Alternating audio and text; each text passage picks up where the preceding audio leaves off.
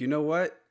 I'll admit it, I was very skeptical going into this, but by the time it was over, I was pleasantly surprised. It might be a 10 out of 10. I highly recommend it. And that is of course the Wetzel's pretzel I had walking back to my car from the theater. The movie itself Hi, welcome back. I'm Jay Films. Today I'm reviewing Don't Worry Darling by Olivia Wilde, starring Florence Pugh, Harry Styles, Chris Pine, Gemma Chan, all these cool people. First of all, I'm not somebody that begs for likes or subscribers or anything like that, but let me tell you why I think I earned your like today. The place I saw this theater was not very close, and by the time that I got there, I was met with maybe, I kid you not, the biggest theater I've ever seen in my whole life.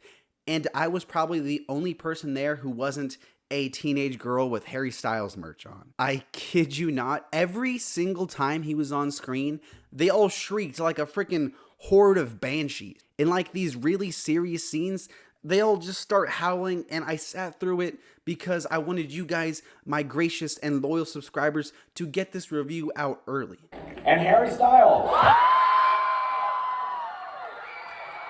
Please drop a like. I need it to fund my ear surgery. Okay, movie time. Let's talk about all the bad stuff first. That way we can go out on a real high note. After all the drama and seeing these really low scores, my expectations were incredibly low.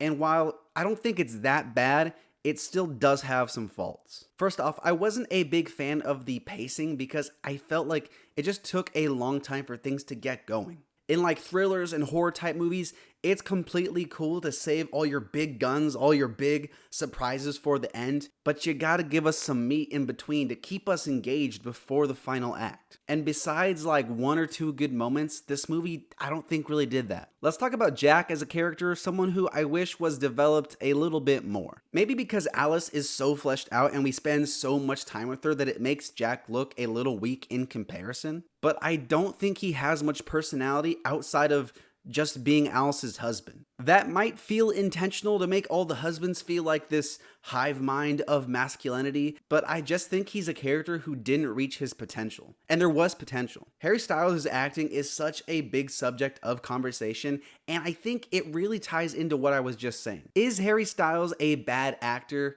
No. Is he good enough in this role?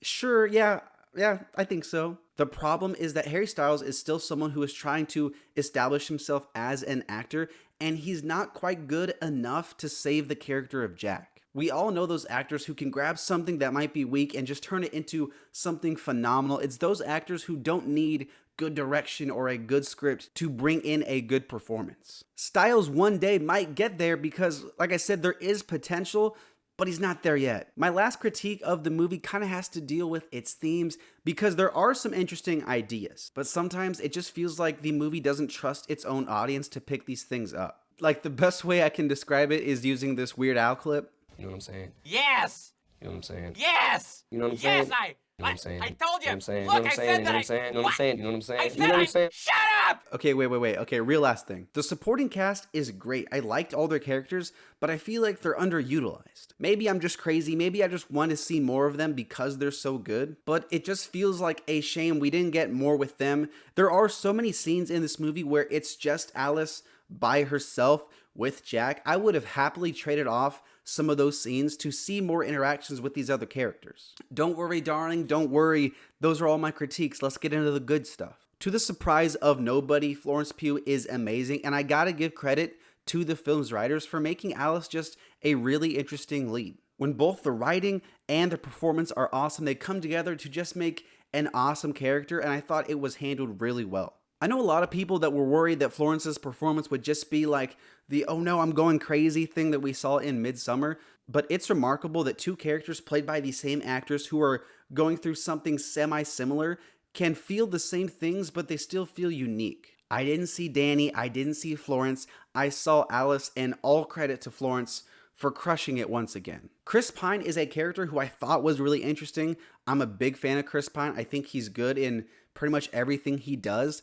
But it just sucks that that chess game between him and Alice, it didn't go on longer because in my opinion, that's when the film is at its best. We only get a few scenes like that and it sucks because that's such a awesome dynamic. I like how the movie's shot, and when mixed with the awesome set design, it makes for a pretty good looking film too. The editing was nice, we get some eerie pieces of music here and there, and there are some legit good scenes here. Honestly, I thought it was going to be way worse, and I don't think it's a bad movie, because for every fault I have with the film, there's something I could give it credit for. I like the ideas here, and while some of them are executed pretty well, the big ones stand out because they just feel simplified. I like what you're saying, I get what you're saying, I just don't really like how you're saying it. Looking here at our list, I'm going to put Don't Worry Darling right at the top of C tier. I have a really awesome reference that if you understand it, you are a top tier, super cool person, but it spoils the movie, so leave if you don't want spoilers. Okay, cool. Spoilers. You've been warned. All right, spoilers?